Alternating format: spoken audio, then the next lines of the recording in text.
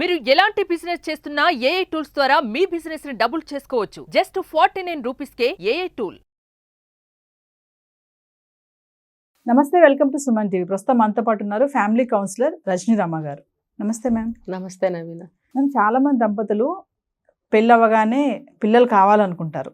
కొంతమంది ఏంటంటే ఇప్పుడే వద్దు, మనకి చాలా గ్యాప్ ఇద్దాము, ఎంజాయ్ చేయాలి లైఫ్, కెరీర్ బిల్డప్ చేసుకోవాలని కొంతమంది అంటారు కదా. సిల్లీ రీజన్స్తో కూడా చాలా మంది పిల్లల్ని కనడానికి ఇష్టపడట్లేదు. అంటే కొన్ని సిల్లీ రీజన్స్ గురించి మాట్లాడుకుందాం. ఉన్నారు అలాంటి, అందరి గురించి కాదు, కొంతమంది గురించి. అంటే పిల్లలు వాళ్ళకి అడ్డని చెప్పేసి కొన్ని సిల్లీ రీజన్స్ వల్ల, వాటి గురించి ఒక్కసారి. సిల్లీ రీజన్స్ అని మీరు అన్నారు, మనకి అట్లా అనిపిస్తుంది, వాళ్ళకి సీరియస్గానే ఉంటుంది అది.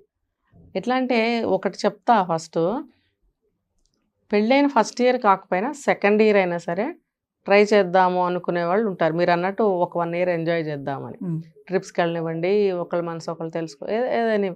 కానీ కొంతమంది ఉంటారు, వీడు మనకి ఎంతవరకు ఉపయోగపడతాడు, ఇది ఇంపార్టెంట్ పాయింట్గా నేను చెప్తున్నా. వీడు మనకి ఎంతవరకు ఉపయోగపడతాడు, ఎంతవరకు ఓర్పుగా ఉంటాడు, ఎంతవరకు మనకి లొంగి ఉంటాడు, ఎంత నేనంటే ఇష్టము, ఎంత నన్ను ప్రేమించగలుగుతాడు, నేను ఆడింది ఆట పాడింది పాటగా చేస్తే అతను సహిస్తాడా లేదా, భరిస్తాడా లేదా, అసలు లొంగి ఉంటాడా లేదా, ఇవన్నీ టెస్ట్ చేసుకోవడం కోసం పిల్లల్ని వద్దంటారు.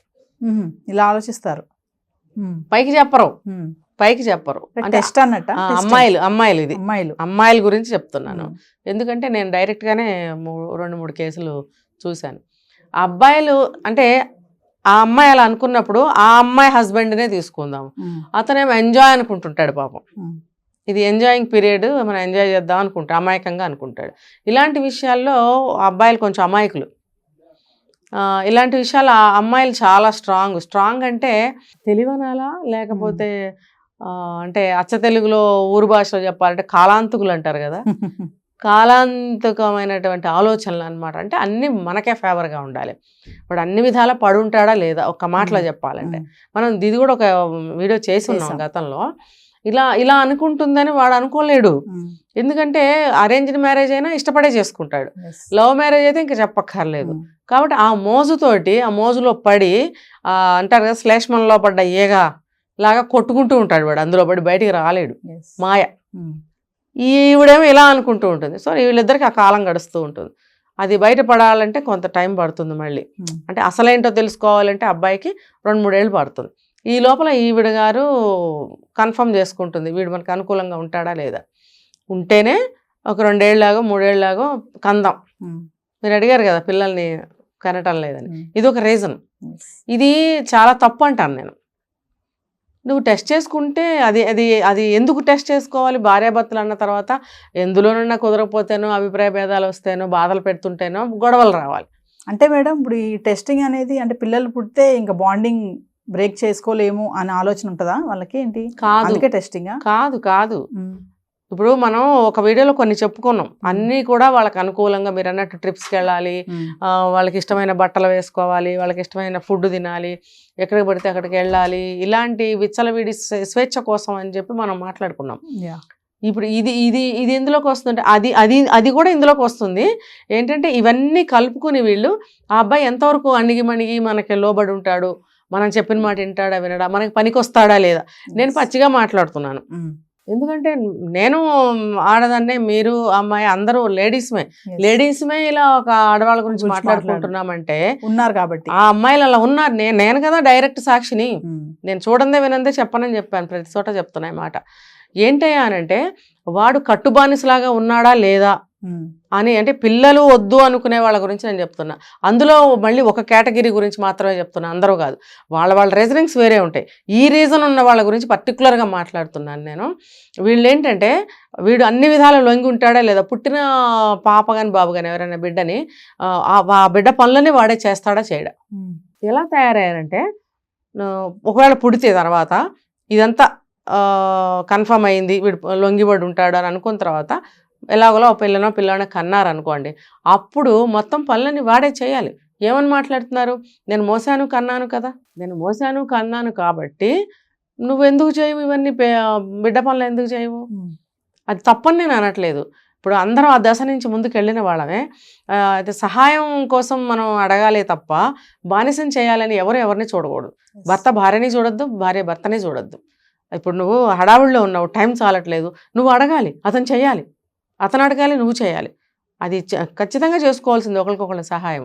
కానీ అన్ని విధాల పనికొస్తాడా లేదా, నా కాలు కింద పడున్నాడా లేదా, నేను చెప్పిన మాట ప్రకారం నడుస్తున్నాడా లేదా, నేను గీచిన గీత దాటకుండా ఉన్నాడా లేదా అని టెస్ట్ చేసుకున్న తర్వాత మాత్రమే, కన్ఫర్మ్ అయిన తర్వాత మాత్రమే పిల్లల్ని కంటానికి ఇష్టపడుతున్నారు. ఇది చెప్పడం కోసం నేను ఇంత చెప్పాను. అది అంత టెస్ట్ చేసుకోవడం అవసరమా? నువ్వు పెళ్లి చేసుకున్నావు, నీ జీవితానికి ఒక ఇది కావాలి, తోడు కావాలి, నీడ కావాలి, ఒక ఆలంబన కావాలి, తర్వాత ఫ్యామిలీలో ఒక సంతోషం కావాలి, నీకంటూ ఒక మాతృత్వం కావాలి, అందులో సంతృప్తి కావాలి, సంతోషం కావాలి, ఎన్నో ఉంటాయి. ఇవన్నీ కావాలని ఉన్నప్పుడు, నేను చూడండి కావాలని ఉన్నప్పుడు అంటున్నా. ఎందుకు అంటున్నానంటే ప్రతి మనిషికి కావాలి. పిల్లలు లేనిదే జీవితం ఏముందండి? 2 లక్షలు 3 లక్షలు సంపాదిస్తాం, తాగుతాం, తింటాం, గుడ్డలు కొనుక్కుంటాం, కారు కొనుక్కుంటాం, ఏం మిగిలింది చివరికి? మనకి తలనొప్పి వచ్చినా జ్వరం వచ్చినా చూసేవాళ్ళు ఉండరు, లేకపోతే మానసికమైనటువంటి సంతోషం ఉండదు. పిల్లలు లేని ఇల్లు కాదంటారు. చూడండి, ఒక్క పాపన్నా ఉంటేనే ఆ ఇల్లు కళకళలాడుతూ ఉంటుంది. ఇప్పుడు ఎవరైనా చూడండి, సంపాదించేది చేసేది పిల్లల కోసమే అని జనరల్గా అంటుంటాం. ఎందుకు వచ్చింది ఆ మాట? పిల్లలతోనే జీవితం ఉంది మనకి. పిల్లలు ఉంటేనే మన జీవితం ఆనందంగా ఉంటుంది. దానికి ఒక సార్థకత చూడండి. ఒక దాంట్లో చెప్తారు ఒక కవి, మాతృత్వంలోనే ఉంది ఆడజన్మ సార్థకం అని అంటాడు. మరి అలాంటప్పుడు ఆ ఆడజన్మ గురించి తెలుసుకోరు, ఒక జీవితం గురించి తెలుసుకోరు. కేవలం భర్త అనేవాడు మగవాడు అంతే. భర్త అంటే ఏంటో కూడా తెలీదు. భర్త అంటే మగవాడు అవసరం కావాలి, ఏది తన అవసరాలకి. పాప పుట్టిన తర్వాత ఒక కేర్ టేకర్ కావాలి, ఒక పనివాడు కావాలి. వాడు ఎవడయ్యా అంటే మొగుడు. మనం మొగుడు అంటున్నాం, అది ఒక మనిషి అంతే. వాళ్ళ దృష్టిలో మొగుడు కాదు, ఒక మనిషి. ఆ ఒక మనిషి మనం చూస్తాం 10 మంది పనివాళ్ళు ఎవరు బాగుంటే వాళ్ళని పెట్టుకుంటాం కదా. అలాగా ఈ పెళ్లికి ముందు కూడా 2-3 ఎంగేజ్మెంట్లు చేసుకుని ఎవరైతే బాగా ఇది అవుతారో వాళ్ళని ఉంచుకుని మిగతా 2 ఎంగేజ్మెంట్లు క్యాన్సిల్ చేస్తున్నారు. వాళ్ళతో అన్ని లక్షలు ఖర్చు పెట్టించి అంత ఆటగా ఉందన్నమాట ఇప్పుడు అమ్మాయిలకి. నేను అమ్మాయిల గురించే చెప్తున్నా, ఇది అమ్మాయిల గురించే జరిగింది, అమ్మాయిల గురించే నేను చెప్తున్నాను. అబ్బాయిలు చేసేవాళ్ళు అబ్బాయిలు ఉన్నారు, పర్టికులర్గా నేను అమ్మాయిల గురించి చెప్తున్నాను. మరి ఇలా ఉన్నప్పుడు ఆ పిల్లల్ని వాడే పెంచుకోవాలి. ఎప్పుడైనా పొరపాటు నోరిప్పి అన్నాడు అనుకోండి, నేను మోయలేదా కనలేదా అంటుంది అనమాట. నువ్వు మోసినప్పుడు ఉన్న బాధ, కన్నప్పుడు ఉన్న బాధ నీకు జీవితం చివరి వరకు శరీరానికి అంత బాధ ఉండదు. ఇప్పుడు ఒక దెబ్బ తగులుతుందండి, కొద్ది రోజులేక మానిపోయి శరీరం మామూలుగా ఉండదా? జ్వరం వచ్చినప్పుడు శరీరం ఒకలా ఉంటుంది, జ్వరం తగ్గాక తేలిగ్గా ఉండదా? ఇది కూడా అంతే. అయితే ఏంటంటే శరీరంలో బాధలు ఉంటాయి, నేను కాదనట్లేదు. దాన్ని నువ్వు సరిగ్గా సద్వినియోగం చేసుకో. ఒక బానిసలాగా చూడటం వల్ల ఏమవుతుందంటే వాడు త్వరగానే మేల్కొన్నాడు అనుకోండి, డివోర్స్ అంటాడు. లేదు ఒక మంచి మనస్తత్వం గలవాడు, అడ్జస్ట్మెంట్ గలవాడు, సమస్యని పరిష్కరించుకోగలిగిన మనస్తత్వం కలవాడు అయినట్టయితే అలా లొంగిపోతాడు. లేదు అనుకుంటే వద్దులే నువ్వు నాకని డివోర్స్. ఇవి 2 జరుగుతున్నాయి. ఇంకొక కారణం ఏంటంటే మీరు అన్నట్టు కారు లేకపోయినా డివోర్స్, లేకపోతే పిల్లలు వద్దు. ఇప్పుడు పిల్లలు పుడితే ఎన్నో అవసరాలు ఉంటాయి, ఖర్చులు ఉంటాయి. కాబట్టి అవన్నీ లేనప్పుడు మనం పిల్లలకు కనొద్దు, అది రీజనబుల్గానే ఉంది, ఓకే. కానీ ఈ రోజుల్లో ఇప్పుడు ప్రజెంట్ ఎవరి దగ్గర డబ్బులు లేవు. భార్యకు ఒక కారు, భర్తకు ఒక కారు, మరి యాపిల్ ఫోన్లు, ఐఫోన్లు, ఆ ఫోన్లు, ఈ ఫోన్లు, ఐపాడ్లు, మరి ఒక్కొక్క డ్రెస్ కొన్నారంటే 10,000. ఒకప్పుడు 10,000 ఉంటే ఒక ఆడపిల్ల పెళ్లి చేసేవారు. మరి ఈ రోజుల్లో 10,000 ఉంటే ఏమవుతుంది, ఒక డ్రెస్ కొనుక్కుంటారు. మరి అలాంటప్పుడు మీ దగ్గర డబ్బులు లేవా? ఏ రీజన్ అంటే వాడికి తల మీద జుట్టు లేదు, అబ్బాయి సరిగ్గా నిండుగా జుట్టు లేదు, నాకు వాడు నచ్చట్లా, వాడి దగ్గర పడుకోబుద్ధి కావట్లా, లేకపోతే 24 గంటలు నా కళ్ళలో కళ్ళు పెట్టి చూడట్లేదు, నేను వాడితో పిల్లల కన్నా ఇలాగే ఉంటాడు వాడు, నేను వాడి దగ్గరకు కూడా వెళ్ళబుద్ధి కావట్లా, మరి నాకు మూడ్ లేకుండా నేను ఎలా దగ్గరికి వెళ్ళి పడుకుని పిల్లల్ని కనాలి? సరే, ఇంకోటి 4వది, పిల్లల్ని కనాలంటే మీరు బోల్డ్గా చెప్తున్నాను, నేను పిల్లల్ని కనాలి అని అంటే ఆ 2-3 రోజులు కలిస్తే సరిపోతుంది కదా, మిగతా నెలంతా ఎందుకు కలవాలి? తర్వాత నా వంక చూసి చిరునవ్వు నవ్వడు, నన్ను బయటకు తీసుకెళ్ళడు, మరి వారానికి ఒకసారి నేను పుట్టింటికి వెళ్ళాలి, వస్తావా రావా? ఏ అబ్బాయి అయినా సరే వెళ్ళటానికి ఎక్కువగా ఇష్టపడాడు, ఎందుకంటే తన అత్తగారింటికి అస్తమానం వెళ్ళాలంటే ఎవరు ఇష్టపడరు. పోనీ వెళ్ళాడు భార్య కోసం ప్రేమగా, 1 సారి 2 సార్లు 3 సార్లు మర్యాద చేస్తారు అల్లుడికి, తర్వాత ఏం చేస్తారా, పిల్లల్ని తీసుకుని లోపలికి వెళ్ళిపోతారు, ఆయన అక్కడ కూర్చోవాలి హాల్లో, బోరు. ఏం తోచదు. ఆవిడ వచ్చేవారు ఎప్పుడు వస్తుందో తెలియదు, బయటకు అలా కూర్చోవాలి, వెళ్దాం అన్నప్పుడు లేచి రావాలి. ఇవన్నీ అతనికి నచ్చవు. అతను కనుక అలా రాకపోతే ఆవిడకి నచ్చదు. అంటే మీరు అన్నారు కదా సిల్లీ రీజనింగ్స్, అంటే ఒక్కొక్కటి వివరంగా చెప్తున్నా. ఇవన్నీ నేను చూస్తున్నాను, నాకు తెలుసు, నేను చెప్తున్నా కూడా వాళ్ళకి. నేను చెప్తున్నా సరే మాకు అవే ఇంపార్టెంట్ అంటున్నారు. వాళ్ళని ఎలా బాగు చేయాలి? 6 సంవత్సరాలు అయింది ఈ రీజనింగ్స్ తోటి పిల్లల్ని కనట్లేదు. ఈ మధ్యలో ఆ అబ్బాయి తరఫున వాళ్ళు ఎవరన్నా వస్తే గిట్టదు, ఎందుకంటే ఇతను గిట్టడు కదా, ఇతను వైపు వాళ్ళు కూడా గిట్టరు. నెలకు ఒకసారి వీళ్ళ పేరెంట్స్ వస్తుంటారు, ఈ అమ్మాయి పేరెంట్స్. వారానికి ఒకసారి ఈ అమ్మాయి వెళ్తూ ఉంటుంది, వారానికి ఒకసారి వెళ్తుంది. వారంలో 5 రోజులు వర్కింగ్, 2 days సెలవు. ఆ 2 days అమ్మగారింటికి వెళ్తుంది. ఈ అబ్బాయి ఏం చేయాలి? ఈ టైంలో ఈ అబ్బాయి తాగుడుకి అలవాటు పడినా, ఇంకొకటి అలవాటు పడినా తర్వాత ఏమంటుంది మళ్ళీ వచ్చి? అప్పుడు ఏమంటుంది? కారణం ఎవరు? తనే కదా. ఇప్పుడు నేను ఒక వీడియోలో మనం చెప్పుకున్నాం, మరి మనం మార్చుకోవాలి. ఎటువంటి చెడు లక్షణాలు ఉన్నా మరి ప్లస్లు మనం యాక్సెప్ట్ చేసినప్పుడు మైనస్లు కూడా సర్దుకుపోవాలి. కొన్ని ప్లస్లు ఉన్నప్పుడు కొన్ని మైనస్లు మనం భరించాలి, తప్పదు. ఇదేమన్నా మాయామంత్రం చేసే రోజులు కావు, దేవుడు దిగొచ్చి వరాలు ఇచ్చే రోజులు కాదు, పెద్దవాళ్ళు చెప్తే వినే రోజులు కావు. అలాంటప్పుడు మన మంత్రం మన దగ్గరే ఉంది. అదేంటంటే అడ్జస్ట్మెంట్. ఈ మంత్రాన్ని మనం అలవాటు చేసుకుంటే ప్లస్లు బాగున్నాయి కదా, మరి మైనస్లు బాగోవు, తప్పదు, భరించాల్సిందే. కాబట్టి అలా ఉన్నట్టయితే ఈ సమస్యలు రావు. ఎలా ఉన్నా సరే పిల్లలు పుట్టడం అనేది సహజం, పిల్లలతోనే జీవితం అనేది సహజం. పిల్లలు లేని జీవితం ఎలా ఉంటుందంటే చాలా చప్పగా ఉంటుంది. నీకు ఎంత డబ్బు ఉన్నా సరే, ఇప్పుడు ఫారిన్ కంట్రీస్లో చూడండి, పిల్లలు ఉన్నా లేకపోయినా 90 ఏళ్ళు వచ్చినా వాళ్ళ పనులు వాళ్ళు చేసుకోవాలి. నడవలేరు, వీల్ చైర్స్లో వస్తుంటారు, వాళ్ళకి అసిస్టెంట్స్ కూడా ఎవరు ఉండరు.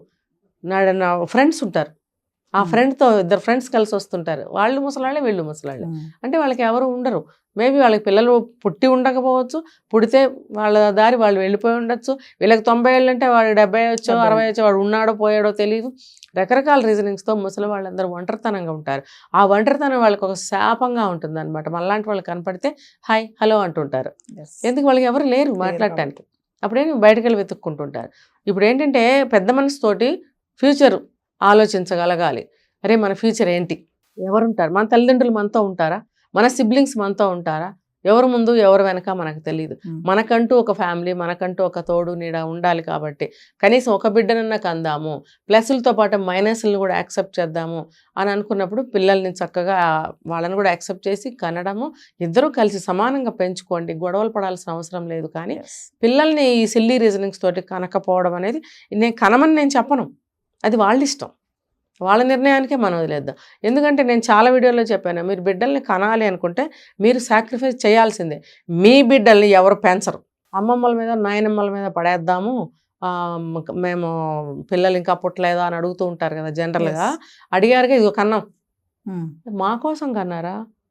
మీ పిల్లలు వాళ్ళు, మా పిల్లలు మీరు, మాకు పుట్టేశారు, మేము పెంచేసాం అన్నీ అయిపోయినాయి, ఒక దారికి వచ్చేసారు. మీ పిల్లలు మీకు కావాలి, మీ పిల్లల కెరీర్ మీకు కావాలి, మీ పిల్లలతో ఉపయోగాలు మీకు ఉన్నాయి. కాబట్టి మీరు పెంచుకోండి. మీరు 25 ఏళ్ళకి మీరు కన్నారు, 56 ఏళ్ళు వచ్చాక వీళ్ళు పెంచగలరా వాళ్ళని? ఈ వయసులో పిల్లలు కనే సిస్టమ్ ప్రకృతి దేవుడు ఎందుకు పెట్టాడు? ఆ టైంలో ఆ ఓపికతో కనగలుగుతారు, పెంచగలుగుతారు. కాబట్టి ఆ వయసు ఆ టైం పెట్టాడు భగవంతుడు. ఆ వయసులో మీరు చేసుకునే పనిని ఈ వయసులో పెద్దవాళ్ళు చేయగలరా? ఆ జ్ఞానం, బుద్ధి, అన్నీ కూడా తెలుసుకుని పిల్లల్ని కనాలా వద్దాలా డిసైడ్ చేసుకోండి. పుట్టిన తర్వాత ఎలా పెంచాలో కూడా మీరే డిసైడ్ చేసుకోండి. అదర్వైజ్ కనకండి. Thank you.